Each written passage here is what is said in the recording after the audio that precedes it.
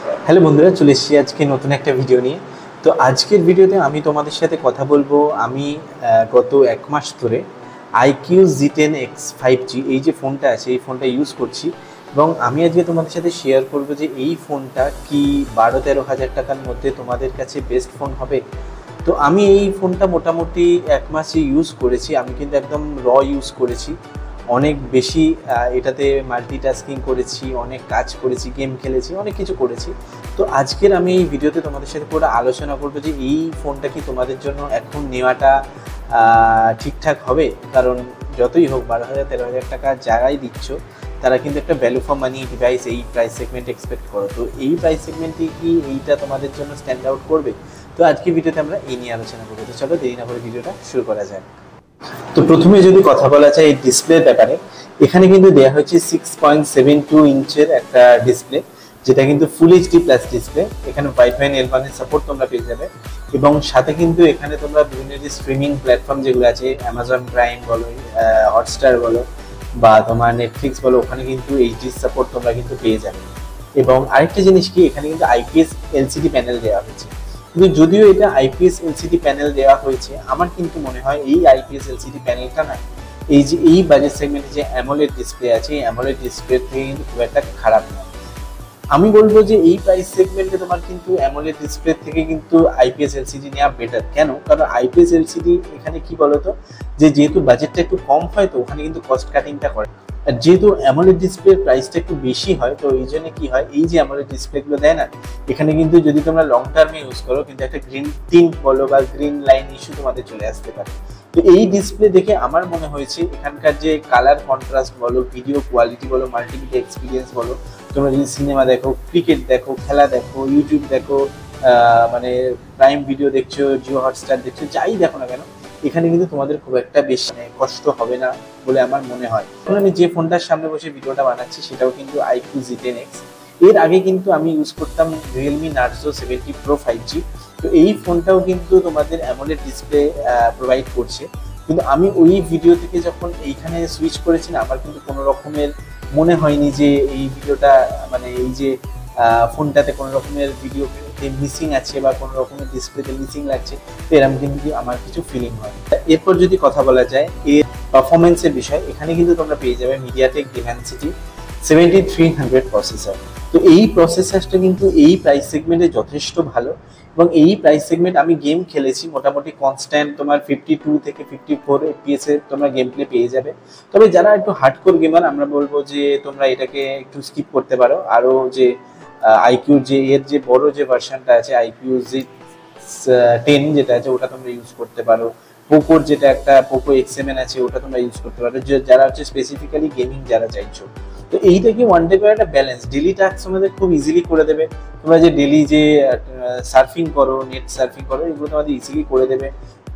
Facebook, WhatsApp, এগুলো তোমাদের easily করে দেবে। ছোট মোটো গেম বা যারা ক্যাজুয়াল গেমিং করো তাদের জন্য কিন্তু এটা কখনোই অসুবিধা হবে না। এরপর যদি কথা বলা যায় এর ব্যাটারির বিষয়, দেখো এখানে কিন্তু একটা প্রোজও আছে, একটা কনসও আছে। কনসটা কি আগে বলে দিই, এখানে তোমাদের দেওয়া হচ্ছে 44 ওয়াটের একটা তোমার পাওয়ার অ্যাডাপ্টার, যেটার জন্য কি হচ্ছে, তোমাদের যে ব্যাটারিটা আছে 6500 mAh ব্যাটারি হওয়ার জন্য চার্জিং হতে কিন্তু খুব টাইম লাগছে। আগে আমার কি হতো, আমি যে ফোনটা ইউজ করতাম সেখানে ছিল হচ্ছে 67 ওয়াটের একটা ফাস্ট চার্জার। তো সেখানে কি হতো, সুপার হুক চার্জারটায় আমি যখনই কানেক্ট করতাম সঙ্গে সঙ্গে তোমার খুব ইজিলি চার্জ হয়ে যেত। যার জন্য কি হতো, আমি হয়তো কোথাও বেরোচ্ছি, তো বেরোবার আগে আমি কিন্তু চার্জে দিয়ে দিলাম, তোমার মিনিমাম 30 মিনিটের মধ্যে তোমার মোটামুটি 60 থেকে 70% চার্জ হয়ে যেত। কিন্তু এখন কি হচ্ছে, ওই যে 30 মিনিটে এখানে কিন্তু তোমার 25 থেকে 30% চার্জ হচ্ছে। তো যেটা কিন্তু আমার একটা ওয়ান টাইপ অফ ড্রব্যাক মনে হয়েছে, কারণ এর যে তোমার ব্যাটারি ব্যাকআপ কিন্তু খুবই ভালো। রোজ এটাই হচ্ছে, ব্যাটারি ব্যাকআপ খুব ভালো। এর কিন্তু 6500 mAh ব্যাটারি আছে, ব্যাটারি ব্যাকআপ কিন্তু ভালো, কিন্তু ব্যাটারিটাকে চার্জ করতে কিন্তু তোমার একটু টাইমটা লাগবে, যেটা আমার কনস বলে মনে হয়েছে। যদি এখানে 66 ওয়াট বা 67 ওয়াটের চার্জার দেওয়া হতো, তাহলে কিন্তু ব্যাটারিটা চার্জ করতে যে লেন্দি একটা টাইম লাগছে, ওটা কিন্তু লাগবে না। তো এরপর যদি কথা বলা যায় এর ক্যামেরা কোয়ালিটি কেমন, দেখো এখানে কিন্তু একটা ক্যাচ আছে। ক্যামেরা কোয়ালিটি কিন্তু এর খুব একটা খারাপ নয়, কিন্তু এটা ডে লাইটের জন্য বেস্ট, কিন্তু লো লাইটের জন্য একদমই ভালো না। আমি তোমাদেরকে বলবো যে এখন আমি যে ভিডিওটা বানাচ্ছি, আমার সামনের উইন্ডো খোলা আছে, তাই জন্য কিন্তু মুখটা পরিষ্কার আসছে। কিন্তু যখন আমি এটা মানে আর্টিফিশিয়াল লাইটিং এ যাবো, তখন কিন্তু আমার মুখটা অতটা ভালো আসবে না। তো ক্যামেরার দিক থেকে আমি বলবো যে তোমরা এটাকে স্কিপ করতে পারো। কিন্তু এই প্রাইস সেগমেন্টে যদি তোমরা ভিভোর ক্যামেরা আগে মানে দেখে থাকো, তো তাহলে আমি বলবো যে তার থেকে হয়তো একটু তোমাদের ডাউনগ্রেড মনে হবে। কিন্তু এর কম্পিটিটর তোমরা যদি স্যামসাং M35 নাও না, ওখানে কিন্তু তোমাদের camera quality as compare to এটা অনেকটা বেটার পাবে। তো ওটার দামও কিন্তু 2-3 হাজার টাকা হয়তো এক্সট্রা যাবে, বাট তাও আমি বলবো যে স্যামসাং এর ওই যে ক্যামেরাটা আছে না, ওটা ভিভোর এই ক্যামেরাটা থেকে অনেকটা ভালো। তো ক্যামেরার দিক থেকে লো লাইট পারফরমেন্স এটা খুব একটা ভালো না, কিন্তু যে মানে ডে লাইট পারফরমেন্স এটা কিন্তু সত্যিকারে খুবই ভালো। তো এরপর যদি কথা বলা যায় আদার যে ফিচার্সগুলো আছে, এক হচ্ছে ডাইনামিক লাইট। সত্যিকারে বলতে কি ডাইনামিক লাইট আমি তেমন খুব একটা ইউজ করিনি, কারণ আমি যখন ফোন চার্জে দিই মানে ফোন সোজা করেই চার্জে দিই, উল্টো করে আমি চার্জে দিই না, তো সেইটা আমি ঠিক মানে বুঝতে পারিনি। কিন্তু তাও আমি বলবো যারা হয়তো মানে একটুখানি ফাঙ্কি টাইপের আছো, তো তারা কিন্তু এই ফিচার্সটাকে ইউজ করতে পারো। ডাইনামিক লাইটের ফিচার্সটা কিন্তু খুব ভালোভাবে কাজ করে, মাল্টিপল লাইটের এখানে সাপোর্ট দেওয়া হয়েছে, তো তোমরা এটাকে বিভিন্ন রকমভাবে কাস্টমাইজ করতে পারবে। এরপর যদি কথা বলা যায় আলাদা যে ফিচার্সগুলো আছে, এক হচ্ছে এখানে তোমার ব্লুটুথ ভার্সন 5.4 দেওয়া হয়েছে, যেটা কিন্তু অন্য মানে কোম্পানিতে ব্লুটুথ ভার্সন 5.2 দেওয়া হয়। তো ব্লুটুথ ভার্সন 5.2 থেকে 5.4 কিন্তু লেটেস্ট ভার্সন, তো আমি বলবো যে তোমরা সেদিক থেকেও একটা ওয়ান স্টেপ অফ এগিয়ে থাকবে।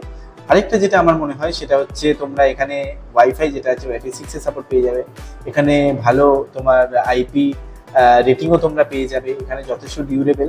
কিন্তু এর যে ডিসপ্লে কোয়ালিটিতে সেখানে কিন্তু তোমাদের পান্ডা গ্লাসের মানে প্রোটেকশন পাবে। তাই জন্য আমি বলি যখনই এটা তোমরা কিনবে না, একটা ওই তোমরা মানে স্ক্রিন গার্ড তোমরা কিন্তু লাগিয়ে নিবে। এই কটা জিনিস যে এই ফোনটার আছে খুবই ভালো দিক বলে আমার মনে হয়েছে, এবং কিছু কিছু নেগেটিভ পার্টও কিন্তু এখানে আছে, সেটা আমি এখন তোমাদের সাথে শেয়ার করবো। তো নেগেটিভ পার্ট প্রথম আমার যেটা মনে হয়েছে, এখানে কিন্তু ট্রিপল স্লট নেই, এবং এখানে কিন্তু হাইব্রিডও নেই। মানে এখানে হচ্ছে তোমার দুটো সিম কার্ড তুমি শুধু ইউজ করতে পারবে, মেমোরি এক্সটেনশন তোমাদের কিছু ইউজ করতে পারবে না। তো আমি যখন কিনেছিলাম আমি 128 GB কিনেছি, তো এই 128 GB কিন্তু মোটামুটি আমার এখন অনেকগুলো অ্যাপই আমি ডাউনলোড করেছি, তো করার পর 40% মোটামুটি ফুল হয়ে গেছে। তো আমি তাই তোমাদেরকে বলবো যারা এটা কিনো, এটা 256 GB ভার্সনটা কেনো, তাতে কি হবে তোমরা একটুখানি ওই দিক থেকে একটু অ্যাডভান্স থাকবে।